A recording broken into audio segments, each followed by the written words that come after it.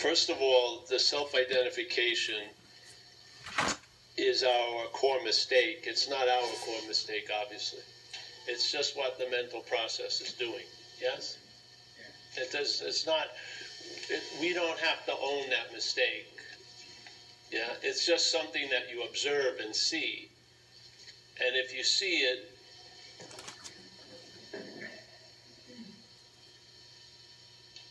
it may take no time, it may take tons of examples, but there'll be a point where the emphasis will not be on that, but on the seeing, yeah? And there is no self to be identified with. To me, the idea of selfing that I use is captured in a verb, and it's the act of being identified as a self. It's not a verb, the act of being identified, and then with a noun called self. It's a whole verb, the act of being identified as a self. That's what selfing is implying, insinuating, assuming, believing, yes? So there is no self to be identified with, because then if there was, you could unidentify with it. There isn't one to identify unidentified. You just see that it's all verbing, yes? That there's no noun to be found. So this whole idea of, so that's, to be clear, that's what I call selfing. So selfing can be described very, very easily. Some people have listened to me, and when I was in LA, one of them had shared, and he was going to use the term Pauling to represent selfing.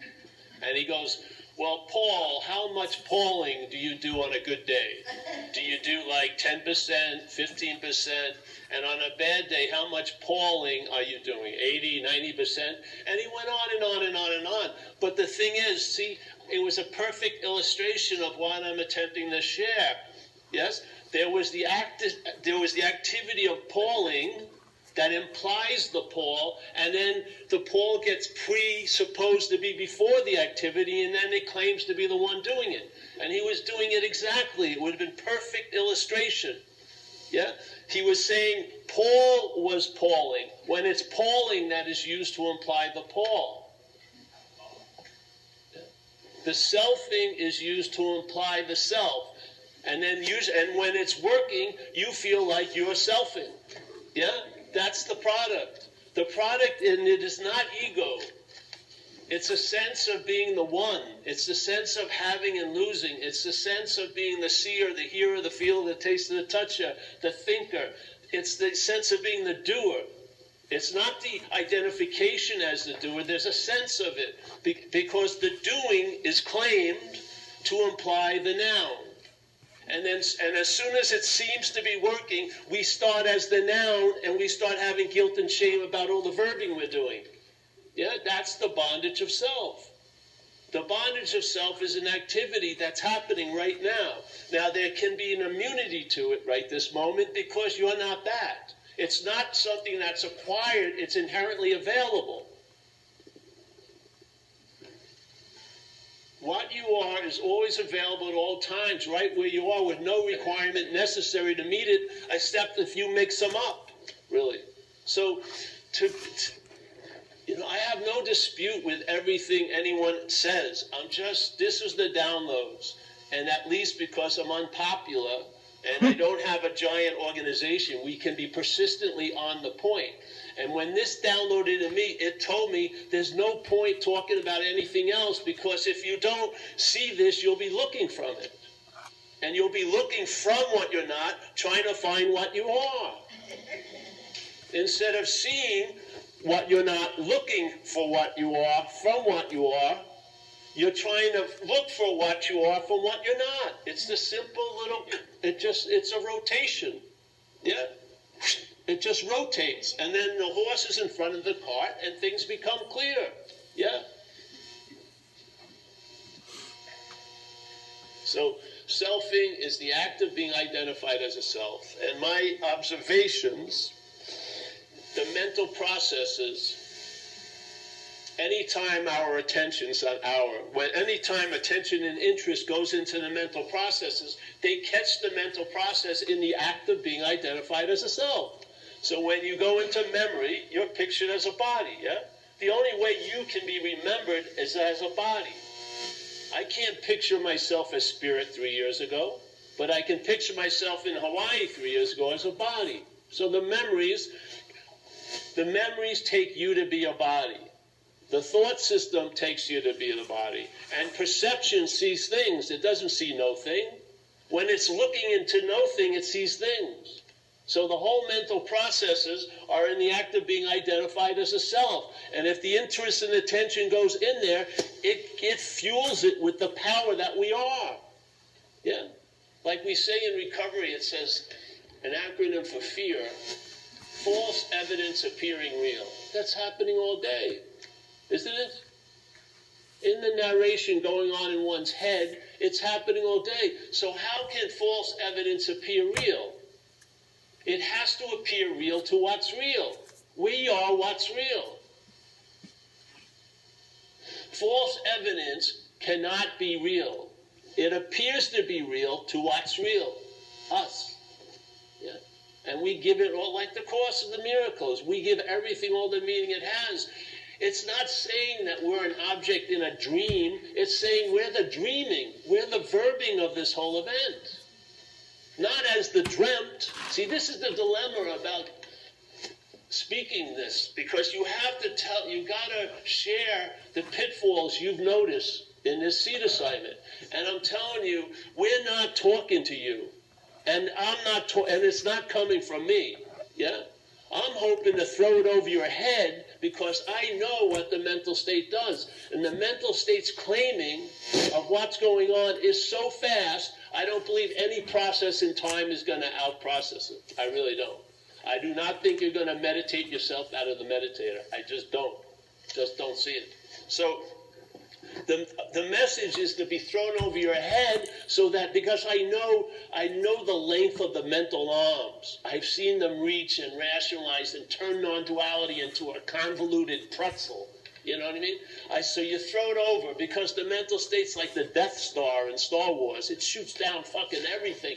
Bum, bum, bum, bum. You feel like you're the hero of the message. That newt is the message. So we're throwing, and I don't have to aim at everywhere. I just throw it over you, yeah? And hopefully it's like spiritual sperm, basically. You put it out there because I don't want people to stop and take a breath because the selfing regroups. You know what I mean? Oh, we're all going to take a deep pause. Fuck, it's all fucked. You want to overwhelm the system. So when the system goes, I think I understand, you give more. You don't go, oh, now regurgitate it, chew it. No. It's to overwhelm the system, not feed the system. We're trying to overwhelm the mental state, not to give it a freaking mental mind candy. Oh, that's a real novel idea. Let's think about that. No, just another one, another one, another one. So it overwhelms it, so the spiritual sperm gets released. And all it takes is one to reach the mother of mind, yeah? And if it hits the mind, big mind, yeah? If it hits the egg of mind, it's going to conceive an idea. What's the idea it conceives? I'm not that, yes? And then what immediately becomes available? I can be free from it. And I saw this. I saw it. It happened with me in recovery.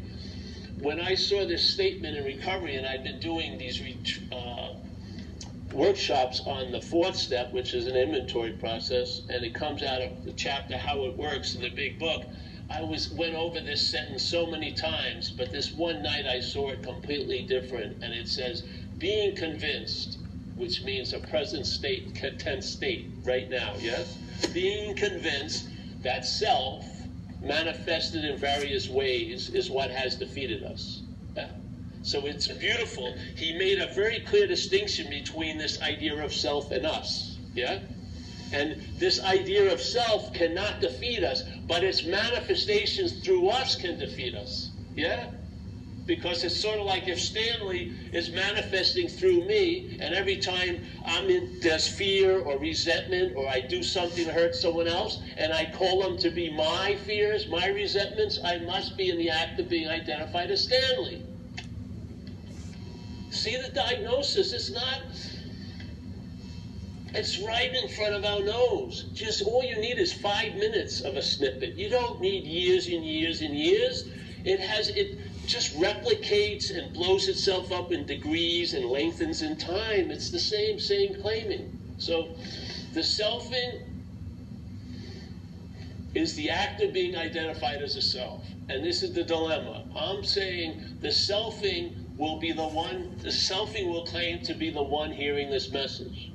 And if it hears this message, like the first video we ever did was the sheep and lion video. It's a famous thing from Papa G and before him. It was just perfect, so I'll use it now. So I'll try to keep it a short one. But the idea of the sheep and lion is like there's a lion, a mother lion and a cub, and then the mother lion gets killed and the cub is roaming around, doesn't know what's going on, and he falls upon a flock of sheep or a herd of sheep, and the sheep know it's a lion, so they get a little nervous, but the lion doesn't seem to know it's a lion, so it just sort of meanders over to the sheep, and it gets ingratiated with the sheep, and now it starts living as a sheep, yeah? And it's chewing cud. It's not that good, but it's chewing cud, and it's listening to all the sheep worry about who's going to be the next sweater next season, and it's wondering why, but it just doesn't know any better, so it's chewing cud, it's roaming around, and then it's there for years, and it meets a female sheep. They have some babies, they look a little strange, but they just rationalize it away, and he becomes a big sheep elder, and he's feeling always this little bit of dissatisfaction, but doesn't know any better. So suddenly one day, this old lion comes into the savannah and sees this herd of sheep, starts chasing them, and out of the corner of its eye, it sees this lion, and he thinks it's joining the hunt, but it realizes the lion's running with the sheep. So he veers off, grabs the young lion rolls on its back, goes, "Please, Mr. Lion, I'm just a humble sheep." And the old lion's a little perplexed, just grabs it by the scruff of the neck, brings it over to the water hole. Puts their both heads out. The young lion sees the reflection, bammo. Yes? It doesn't have to take 3 months of roaring lessons. It doesn't matter how long it thought it was a sheep. The immediacy of being a lion was never lost. The immediacy of being a lion was never lost. I don't care how much you took yourself to be a sheep, how many people took you to be a sheep, it has never caused any effect. Your inherent nature is lion, yeah? So what happens? Let's say the sheep starts hanging out with other sheep, yeah, before this other event, and they're starting to feel weird about being a sheep, so they decide, hey, they find a book and it's about lions, so they read it and they go, wow, man, lions don't take any crap, and I want to be like a lion. And they go, I want to be like a lion. So they find some pictures of lions and they buy nice frames and they get a little room like this. And every week, Saturday, they have a lion meeting, and all these sheep get together, and they have roaring lessons, and the sheep are all trying to become like a lion, which sounds quite noble if you're a sheep.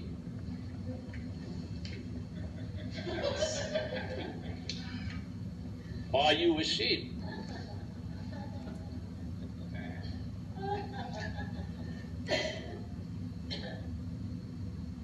Are you a freaking sheep? So the sheep tries to become like a lion. All the while, all of its attempts to become like a lion is truly reinforcing that it's a sheep. The message isn't to the sheep. The message is to the lion. I don't want to talk to the sheep about lion. I want to talk to lion about sheep. Yeah? What we do in our talks is we talk about what we're not. See, you can understand what you're not. You're experiencing what you're not constantly. You can understand it, you can study it, yeah? But you can't apply that to what you are. You cannot study what you are. You cannot understand what you are. You can't know what you are. We only have one possibility concerning what we are, is being it. And all the thinking in the world doesn't change that. All the feelings in the world doesn't change that. Nothing changes that. It's prior to all the antics and all the magician tricks out here. It's prior. Never to have anything other than itself be before it. Ever.